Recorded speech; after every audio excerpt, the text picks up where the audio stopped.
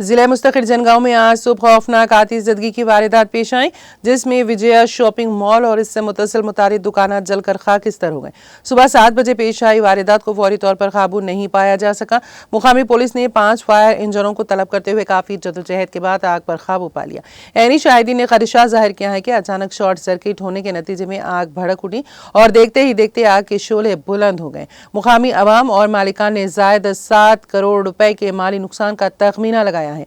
आतिशफरो हमले के साथ मुकामी नौजवानों की कसीर तादाद भी आग को बुझाने में मसरूफ देखी गई है। जनगांव पुलिस ने इस सिलसिले में एक मुकदमा दर्ज करते हुए मुख्तलिफ जावियों से तहकीकात में मसरूफ है।